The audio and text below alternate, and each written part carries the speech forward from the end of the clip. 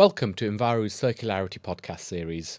Today we'll be joined by Hyland Spring, who will be sharing a brand's perspective on the upcoming DRS legislation. So thanks so much for joining. I'm joined by Simon and Becca today. We're talking about a brand's perspective on deposit return scheme. So Becca, it'd be great if you can start introducing yourself to the show.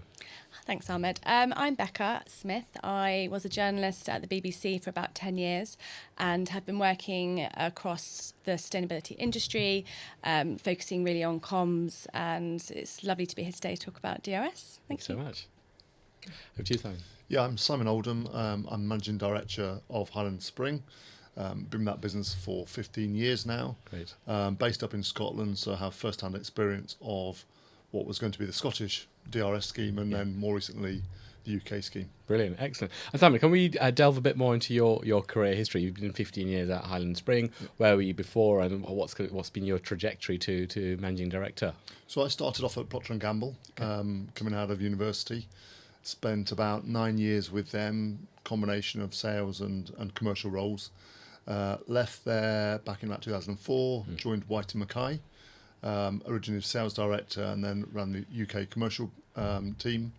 And then joined Hyland Spring from there 15 years ago again as sales director originally, and then commercial director, and then more recently managing director. Excellent. Yeah, my career started off in sales as well, so yeah it's always a start. Someone's got to make the money, someone's got to count it. So it always, I've enjoyed my sales experience, and it's definitely helped to shape where I've got to as well today. So thank you for that. So Simon, I think one of the key things we'd love to learn about as part of this or for our listeners, is why is a deposit return scheme so important for brands? We're launching the scheme in the UK, hopefully at the end of October. What does it mean for brands to actually be a part of a deposit return scheme?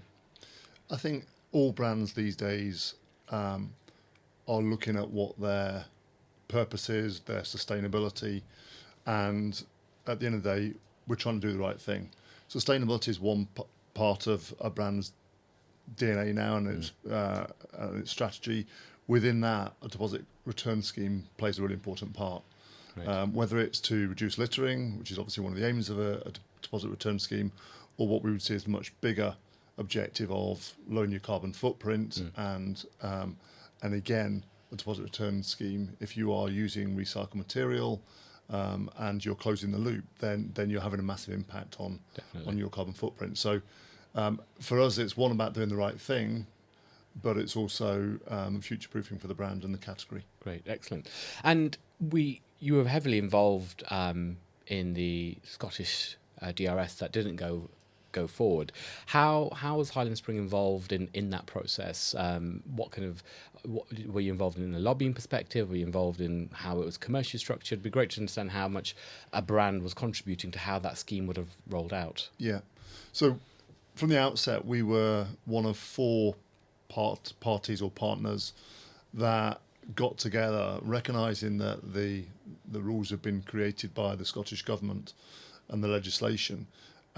We recognised, along with partners, that was C&C, Coke and AG Bar. So between the four of us, by far the lion's share of the market, if you like, in drinks. We got together to recognise the fact that if it wasn't grabbed and driven and led by people in the industry, the chances of it succeeding were really limited. So the four groups got together very early on and started to think about, okay, so what does this need to look like, and how do we shape this? So it was really from the outset. And as obviously time went on, it grew and developed, but it really was from that perspective. It just needed to be owned and driven. Sure. And how was that interaction between other wider stakeholders within Scotland, so government and the waste industry, reprocessors? Was there consultations with them, or was it purely a brand owner decision? And then, because obviously it didn't go ahead, so just trying to understand lessons learned from Scotland to make sure the DRS now that's going live, has learned from some of those mistakes. Where did you think where were the clashes in potential communication or lack of engagement that you think caused it not to move forward? I think it probably evolved as time went on. There were challenges around whether you could represent all members of all industries, both whether that be retail or on the producer side, and how the legislation was originally written. It was an all-in. So Sure. no matter how big or small you were, then there was a requirement.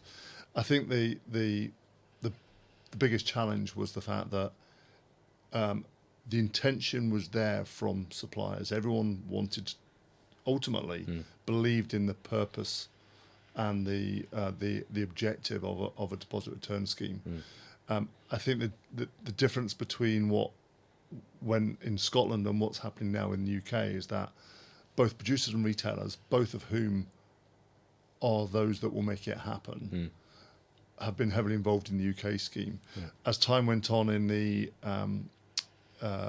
Scottish scheme, it was very much on the outside looking in, and therefore the lack of, I think, the input made it more challenging, and it ultimately became a bit of a political hot potato. Right.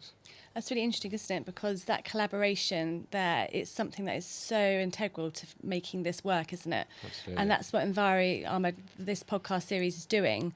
It's bringing all the stakeholders around the table or the microphone to, sort of convey their view, and so, really sort of work out how this can be successful. Definitely. I think with a much larger population, there's a lot more complexities, and I'm hoping that these early conversations bring forward some key activities that may need to be thought about or go back to the drawing board. Because from our perspective, a DMO has been set up and it's great, but at the moment the conversations, it is producer led, but the wider logistics aspect. And ultimately, for me, as a reprocessor, the reprocessing gap is becoming bigger, and it's really important to make sure that aspect for DRS to work, especially from a consumer perspective, and trust that I've gone out of my way to recycle. I'm aligned with your brand values, that you want to make the world a better place, and we're doing this together.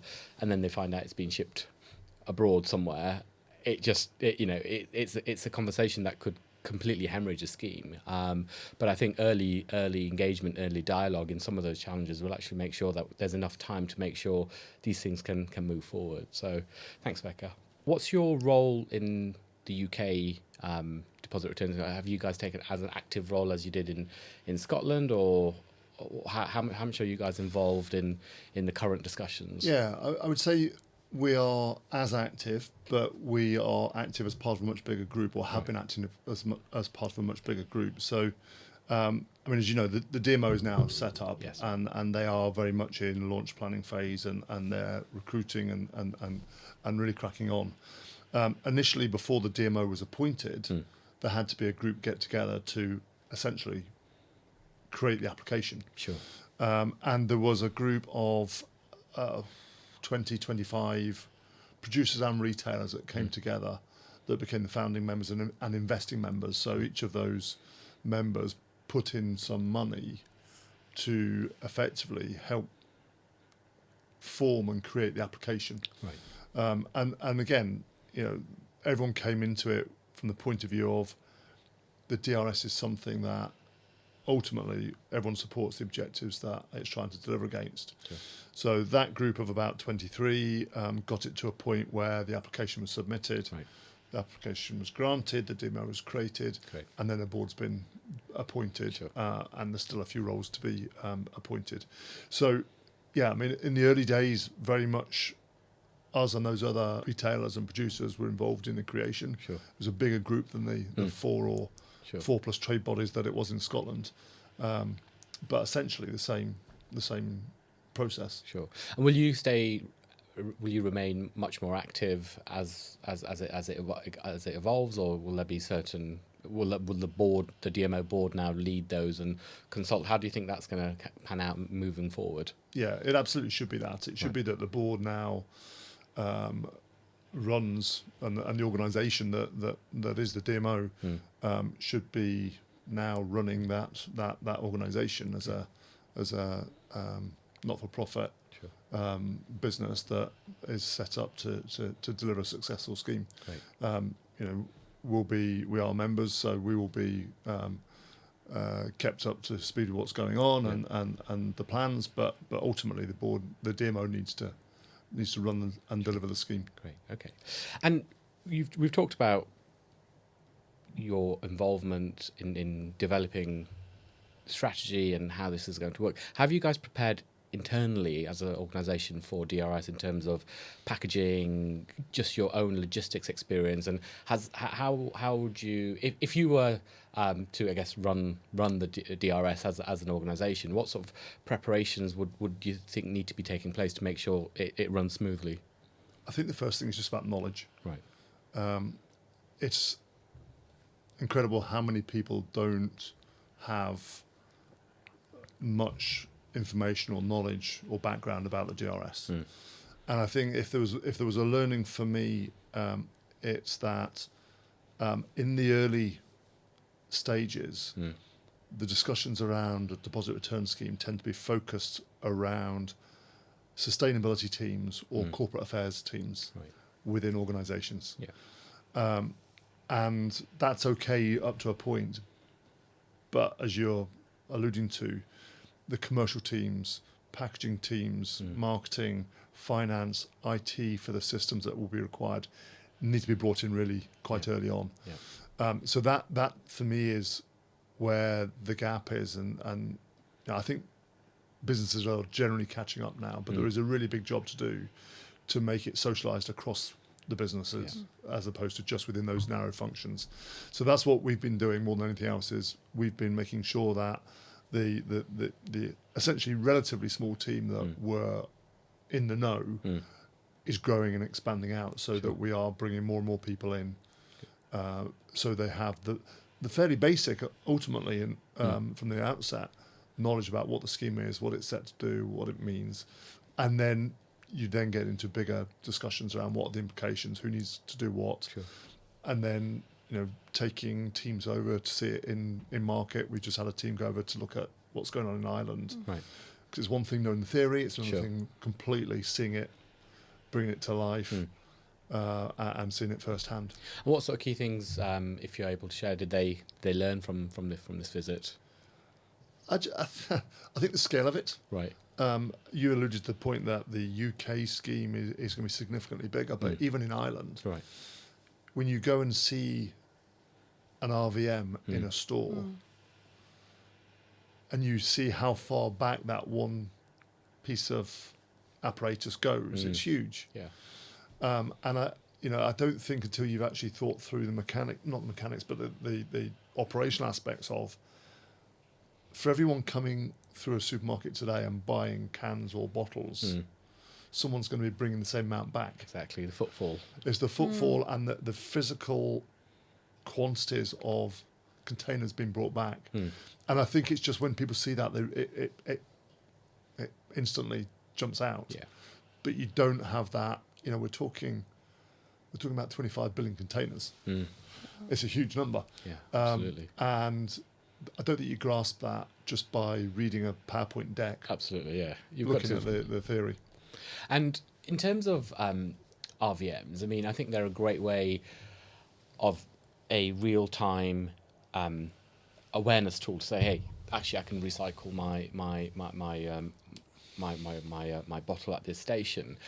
How much pre-consumer awareness do you think needs to take place to make sure, you talked about knowledge and your internal knowledge as a team and preparing, how us as a society should we be preparing, firstly, and secondly, what do you think the brand should be doing to support that behavioural shift and change? Yeah, it's enormous. And that last point you mentioned, behavioural change, people have got used to doing recycling at home. Not saying it's perfect, it's not, we know it's not, but people have got used to it and increasingly do recycle. On the go, it's much harder because everyone would set out with intentions of recycling, or they would say they do, but actually you've got to make it really easy. So the behaviour change that's going to be required in not putting items in a bin is going to need an awful lot of communication. Equally, the fact that a deposit on a bottle is just that. It is a deposit. You get it back. Get it back, yeah. Because what you're going to see, depending on what the deposit level is, and we still don't know what the deposit levels are, but assuming it's going to be anywhere between 15 and 25p, maybe, but on a 12-pack or a 24-pack of water or Coke or whatever it might be, that's a significant on cost on the shelf price. So there's a there and then how much it costs, but it's also recognising that it is a deposit. You do get that money back, and that's an education. That's a really big education piece, and no one can overlook that. Ultimately, the DMO's job, first and foremost, is to create the campaign, the strategy for communication that needs to be above the line and below the line. So whether it's advertising, whether it's at point of sale, both to consumer but also to the trade, because the trade also need to understand what their role is. Absolutely. So it's a really big job. The brands need to make sure that they are, keeping really close to what the DMO are doing. There needs to be collaboration. The messaging needs to be consistent. It needs to be clear and easy to understand. And this is one where I think the industry, in the broadest sense, needs to have one set of communication that everyone uses, so it eliminates any ambiguity. I agree. From a media perspective, the role of the media in getting that consumer buy-in, and how important is that going to be, and could they be doing more, the media and government?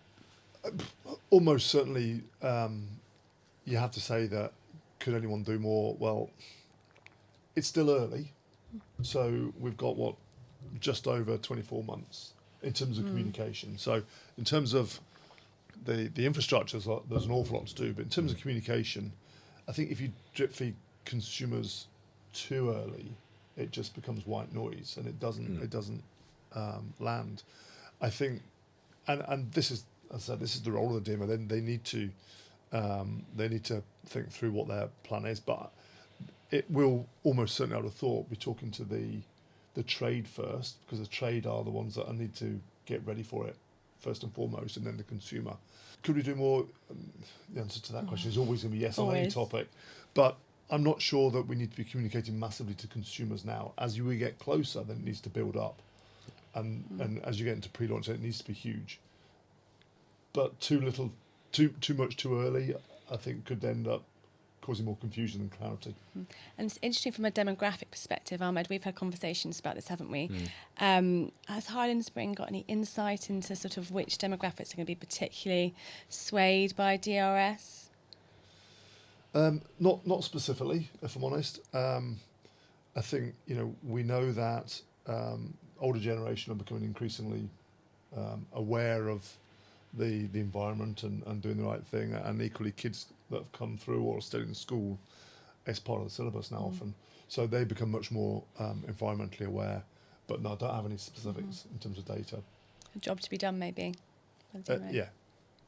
I think recycling generally, aside from DRS, is something that everyone can do in the meantime. I mean, that's just part of it, and most brands do, whether it's through advertising, through social, or even on packaging. They do encourage the brand owners to recycle, the consumers to recycle. So I think that's happening. But specifically about DRS, I think it's slightly early for the consumer. And Simon, do you think, we're talking about behavioural change, and it's going to be a huge behavioural shift. We're going to see people who see this as a great opportunity. We talk about kids saying, "Hey, this is something that we can earn some more pocket money, or to our school fund." You've got the elders who are saying, "I'm preserving this for future generations." DRS, could be seen as a currency in itself. Do you feel, being a B2C brand, that having a social impact strategy or option will actually help increase it will change people's behaviour to actually say, I want to recycle, so other than just the 20p, hey, actually this is associated with XYZ charity, and actually I can see my 20p, or if that's £5 of 20p bottles, actually can give contribute to a homeless shelter or something like that. Do you think something like that would add value or potentially confuse the consumer? I guess it's all in the execution and how that's done. I take it from that you're referring to whether specific charities set themselves up so that they become almost like a beneficiary. Beneficiary, yeah. Yeah, I mean, I wouldn't speak for those in particular, but I can see why that might be attractive if you're a charity and you think that there's a potential way of using DRS to raise funds, but at the same time staying within the scheme. Yeah. I can see how that could be. Yeah, I could be mean, interesting. the kind of almost the localization of a national initiative, because we've talked about, again, I keep going on about the size of a population and how it's going to be implemented, but my lifestyle is completely different to Becca's in terms of our day-to-day habits. In terms of, because I live in London, I'm on the go constantly, and I'm forever like, where do I? I look at how bad London is for bins, and I understand that because of bomb scares and everything else. But how if I could take that bottle back and say, actually, I'll recycle that later because I know that that's going to add real value. I think that's where, and it's to my local area. I know that this is going to go to something. I think that could really work, and perhaps the DMO should consider how we have little pockets of initiatives that all are in line with the overall strategies. Everyone's still incentivized, exactly, isn't it? And not just and being transparent. I think transparency is really key, because I know lots of people who would just not put anything in the recycling, so they just think that's just going to get burnt or it's just going to get exported, and they don't believe in that process. So transparency, that's obviously that's sort of comms and messaging, isn't it? That's so important to get people on board, incentivize them. Yeah, I think it goes back to that bit about communication again. I mean, the objective around the DRS scheme is to create a circular economy. Yeah. That's got to be the aim ultimately. Absolutely. So as a supplier, any bottle that we produce and put into the scheme, essentially, we want it to be recycled, reprocessed and turned back into a new bottle. We don't want it going off these shores, one, because that's just wrong. Yeah. And secondly, we want to make sure that, firstly, there is a better quality of recyclate in the UK. We know that our PET today, there's not enough quantity, and there are, the quality isn't good enough. So we want high quality, good access to recyclate. So it needs to stay in the UK. Also, anything that's going overseas, again, it's increasing the carbon footprint. Absolutely. So defeats the object. Absolutely. The objective for us is that what we put on the market, ultimately we get back to be able to reprocess and repurpose into new bottles. And that's exactly how we see it, is that consumer trust can only be earned if we're practicing what we preach. We can have RVM systems. We'll come on to different collection methods and schemes later. But if I went and put my bottle into, and got out my way to put my bottle into a reverse vending machine, collected my money, let's say I donated it to local homeless shelter, and I've done my bit socially and environmentally, and then I realise actually it's been shipped out, I'd never do it again. I mean, I've just been deceived, I've just been misled, and I think but my concern is there's a huge capacity gap in the country. Being a reprocessor of food grade polymer, we're one of 3 people that actually can meet the grade that you require. How much support will brands give to lobby that gap to say, actually, yeah, we can roll out the scheme, but as I say, a circular economy needs to work if there's more of Enviros out there. Yeah. I mean, ultimately, that's a conversation that you and anyone else that's interested in increasing the footprint or the infrastructure of reprocessing needs to have with the DMO. And I'm sure there's going to be an appetite, because all these bottles that are getting collected and all these cans that are getting collected need to go somewhere. And I can't imagine there's anyone that's producing cans and bottles in the UK that is going to want to see that product leave the shores. Yeah, that's good to know. So, I think it's a bit of a no-brainer. People want this to be a circular economy. Yeah. It's set up to do exactly that. I mean, it's reducing littering, but also making sure that it all stays in the system. Yeah, definitely.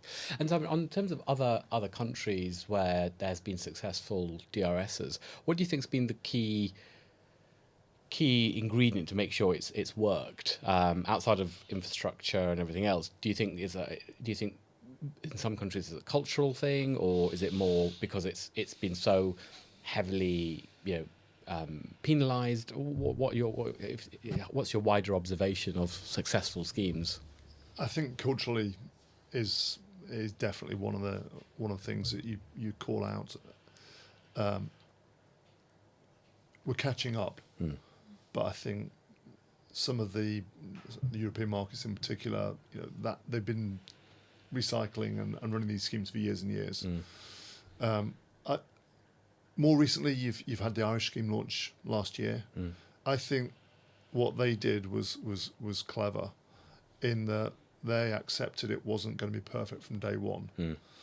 They got everyone around the table and they said, "Are we all signed up to this? Are we all committed to doing this? If we are, then let's put our differences aside and let's just crack on and do it, recognising it won't be perfect." And I think getting that buy-in and that collaboration and recognising it's never going to be perfect, but we'll iron out the creases as we go, was quite brave, but quite a good way of doing it. Yeah. And that's a pre-competitive environment, isn't it? That you're seeing other industries adopt in order to sort of meet net zero, net positive goals. It's so important, isn't it, for brands to do that and to sort of put differences aside and think, right, we need to address this issue. Yeah, and it has been that from the start, I have to say. Amazing. There's times when I think we're very fortunate we're in an industry, in FMCG, where yes, we're all competitors, but there's also a recognition of a greater cause. And when it comes to that, I think generally people try and find the right solutions. That's really encouraging to hear, because I think lots of people have scepticism around that. Yeah, I'm sure if you're on the outside they do, but I've always been proud of working in this industry, and I genuinely do believe that. I think people come together and put the differences aside. And I agree with you, Simon. The conversations I've had with different brand owners, there is a genuine united desire that we want to recycle, we want to put a deposit return scheme for the following reasons. We all understand what circular economy actually means, and we are not going to butt heads against something. We're going to collaborate to actually create that, and that's the evidence of the DMO. And I think it's great, and that's why I'm so passionate, because this is a once in a generation policy legislation that could actually unite the country. And that brings me on to kind of my next question. What are your thoughts on the Welsh DRS and them going down more of a digital route? What are your thoughts, if you're comfortable sharing, on your perspective on digital, and how do you think, secondly, could that interoperate between a UK system? Clearly, there's still discussions going on with the Welsh government about their role in a harmonised scheme. So I won't comment too much on that, because I know that's fairly live at the minute. Sure. I think our view has been, never say never on digital, but we need to make sure that we get this scheme up and running in its current guise and shape. The challenge that I think we've always had, one of the challenges around digital, is the benefit of having RVMs or a discrete scheme in what's proposed is that you keep the recyclates, you keep the bottles, the cans together. Once you go down a digital route, then you have less control on that. And one of the big objectives for us is that we need to make sure that we've got a scheme that works, but also keeps the recycler clean and clear and enhances the quality. Yeah, it helps us to recycle it better as well for you. And helps recycle it better. So, that's one of the issues that we currently have in the UK, which is there's so much contamination going into the waste streams. So that would be a real risk, I think, or a real challenge around a digital scheme, and that's. But what if this is blue sky thinking here? What if councils were able to provide a separate bag where for example, I have one recycling bin, one organics bin, and nothing else really for my local council. So whereas where Becca lives, she has, I think, 4 bins for different things. What if there was a separate bag, simply where you scanned and put your bottles and you kept it separate? Because what if? Do you think there's scope for something like that to be implemented at a later stage as a post RVM structure, where you can, for rural areas or people that have access to a car, or, like myself, in an apartment we don't have our own bins. It's a shared bin. Yeah. Do you think there's scope for something like that later on that could help bolster the scheme? I think I said never say never, but it's still new technology.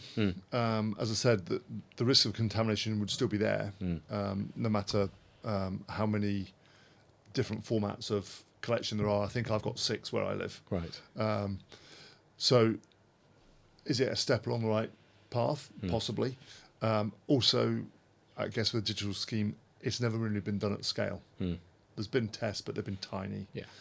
And the nervousness about doing anything at this stage within the UK-wide scheme would be, we don't know its capability to be scaled up.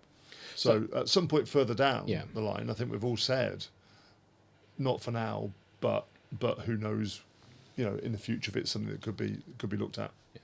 And both Becca and I were researching DRS digital trials, and the digital DRS trial has been done, but again, it's not representative. If we're being truly critical, it's in a lovely part of the world where it's a bubble society, and everyone's going to get on and do that. So, if that trial is put in one of the most underprivileged areas of London, or Glasgow, or Manchester, or in a very privileged part of London, or let's say the Cotswolds, is it going to have the same impact? And ultimately, I think I encourage a system like that potentially to do a wider trial in England, to give brands like yourself the confidence, say, hey, yes, we did this in Brecon, but now we've rolled this out on a much bigger scale.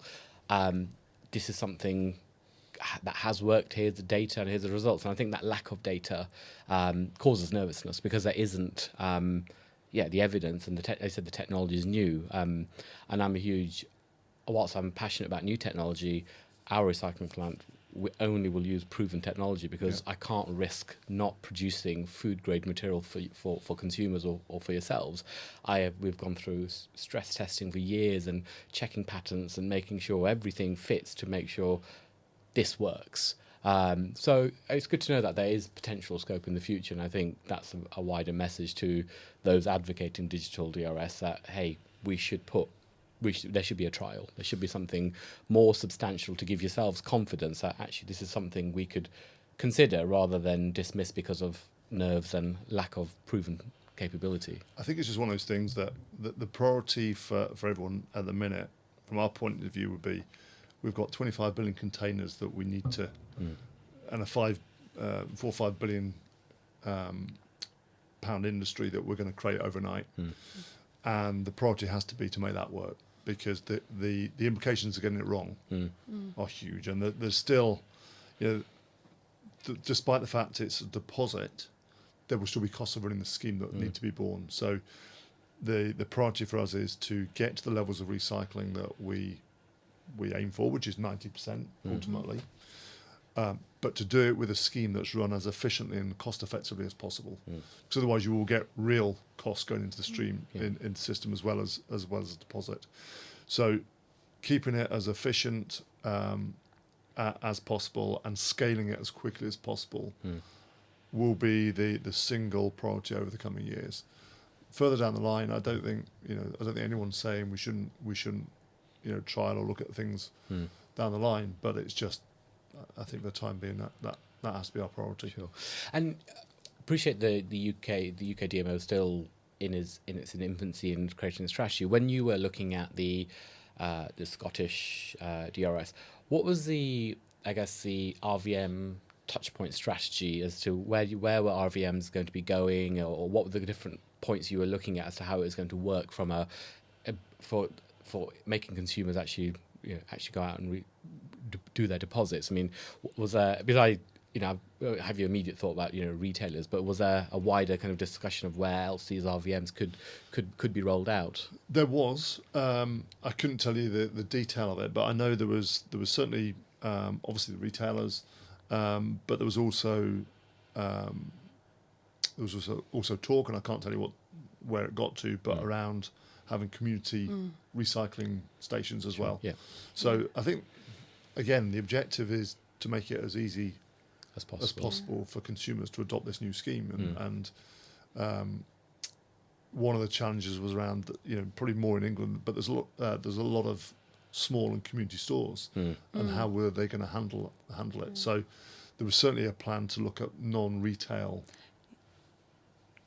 locations for RVMs. Okay. But I can barely remember a plastic bag when I'm rushing off to the supermarket. Having those spaces in towns where people regularly go, outside schools, perhaps, that there need to be sort of blue sky thinking there about what would actually be practically, helpful for consumers. I just wanted to go back, Simon. You were talking about, how we need to get it right, and and what we need to do that. I mean, in terms of government strategy.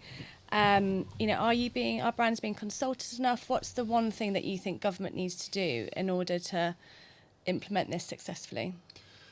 I think there's still quite a lot of unknowns, and a lot of them now sit with the DMO. So, what is the deposit level? What will the fees be will the producer fees? What are going to be the amounts paid to retail or return points?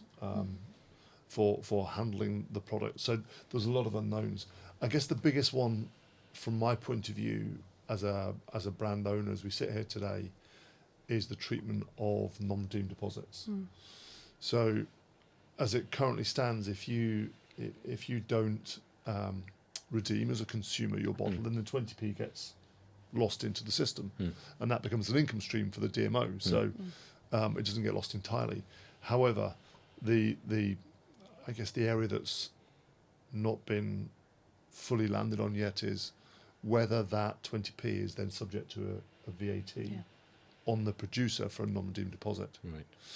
So to put that into perspective, if in year one the redemption levels or the return rates are 70-75%, the cost of that on producers in terms of a VAT bill is about £250 million. Wow. It's enormous. And so that probably more than anything else is the thing that keeps me awake at night at the minute, thinking if the return levels are not achieved, and they won't be achieved at 90% year one. I don't think any market's done that. When do you reckon it could get to 90%? Well, I think the aim for both Scottish and English was by year three. Year three.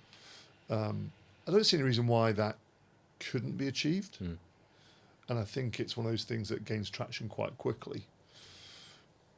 So I think year three is realistic, but then that still means that year 1 and 2, when it's less than that if VAT is applied to non-redeemed deposit, it's a huge on cost to brands and producers, and our view would be this was never seen to be an income stream for the government. Right.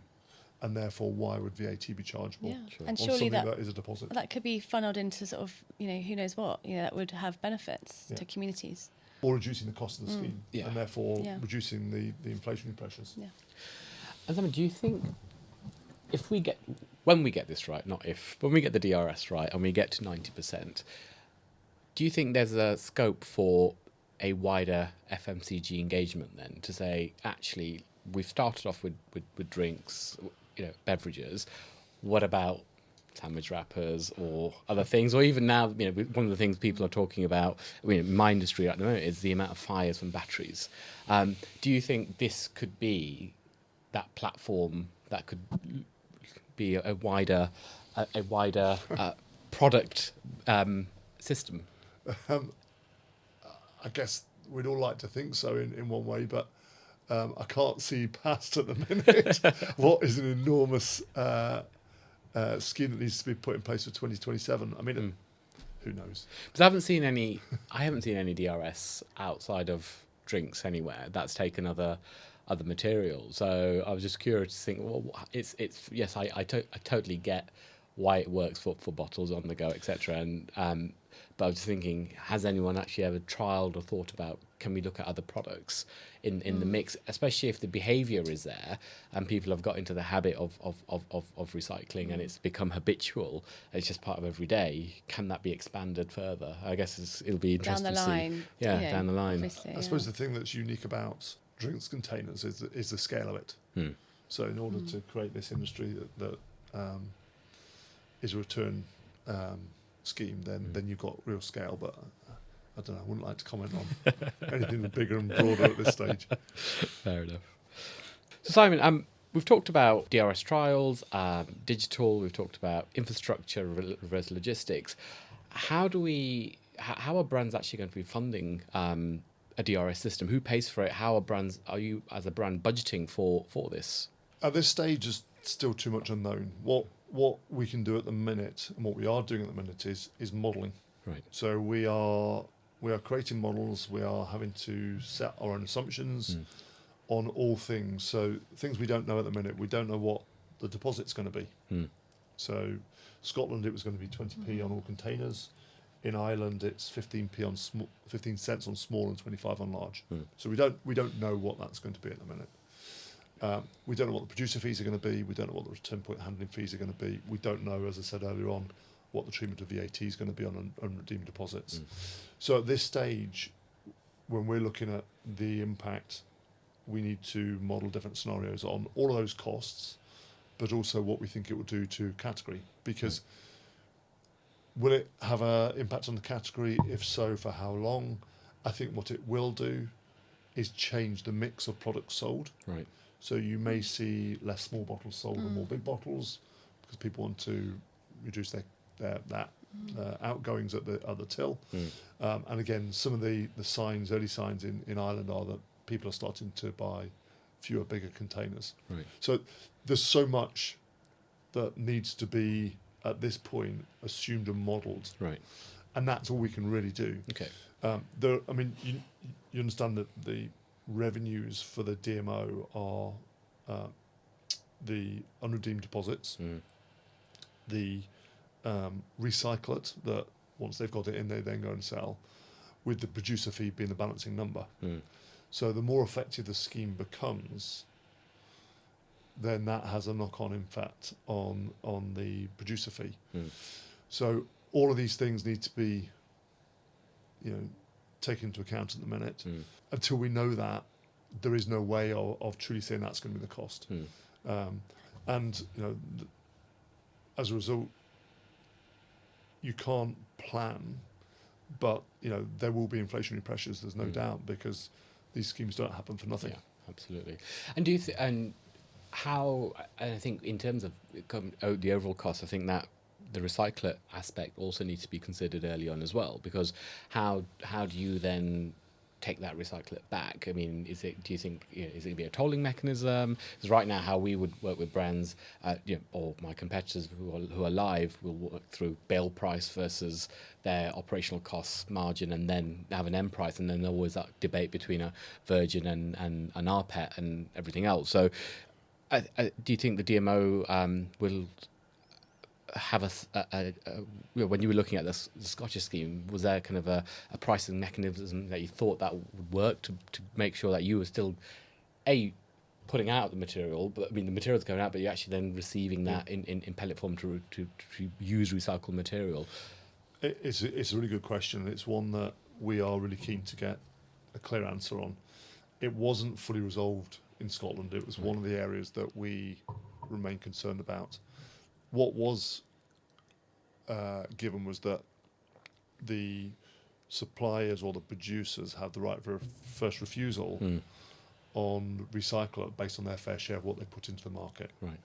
How that physically works to be determined, but we would absolutely want to do that because, well, as we talked earlier on, the intention from us is to have a circular economy and to receive back, turn back into bottles and then rebottle again. So just so I've got that clear, so it was basically saying, well, let's say Coca-Cola put 10%, you guys put 15%, and PepsiCo did 30%, just for argument's sake. PepsiCo would have first right of refusal of 30% of the recycled content, or how do you think that would have panned out? Who got the first right of refusal, and how would that work? So again, I don't think it was ever fully clarified, but the intention was exactly as you described it, in that if you put 30% of all the product onto the market, you had the rights to 30% of what came off. Whether that was in bale format or pellet format, that was the bit that was still ambiguous. And how could you track and manage that? But that needs to be thought through by the DMO, but also that will need to involve reprocessors, because there needs to be a process that enables that. Definitely. And just going back to, we talked about your passion and the brand's passions for circular economy. The Irish scheme is working well, but they're still exporting that material. How do you think that's going to pan out long term? I mean, will consumers In at Ireland some point? or Yeah, in in Ireland. UK? Yeah, in Ireland. I don't know. I mean, I'm not that close to their scheme, Right. but I don't know if the scale of the Irish scheme justifies investment in Ireland or not. So I'm assuming that would be the biggest determinant. If the amount of recycling being collected every year justifies someone investing in Ireland, then I'm sure that will happen in time. I'm not close to it, but Sure. it's simple commercials. And that's something we need to. We're kind of part of our kind of due diligence, looking at that gap. How much is it producing, and how long will that continue to work if it's still being exported? Maybe if it's exported into the UK, then it's within the overall UK system. That could be that's, hey, we're all working collectively. But if we've still got a gap and it's ended up being exported far into further places, I think that could potentially have problems. That's something we'll definitely be looking into. So I think it comes back to the point: 25 billion containers are being collected. yeah. The logistical challenge around the collection and the reprocessing and the redistribution is enormous. But no one would have, I don't believe. So we're saying 24 billion containers in Ireland are being collected? No, sorry, in UK. In UK, yeah. I was just thinking. There was a 13 point something billion just PET bottles. So that's No, I huge think amount. in the island, is there enough scale for someone to justify the investment? In TBC. Yeah. In the UK, we know that at the minute there isn't the infrastructure to handle that amount of containers coming off the market. Yeah. So there will need to be.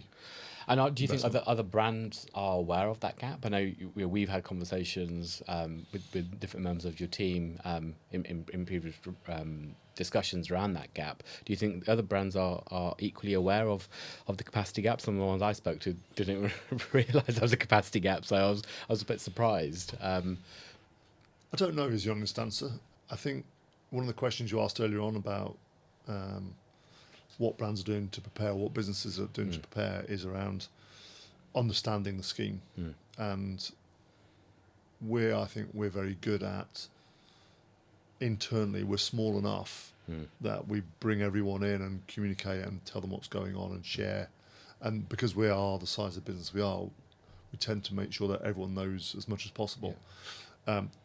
What you can get is you can get functional silos in some businesses where left hand and right hand aren't talking, and that may be what's leading to your conversation. But certainly within our business, we try and make sure we do make everyone understand the basics and have a chance to answer or ask questions. Sure.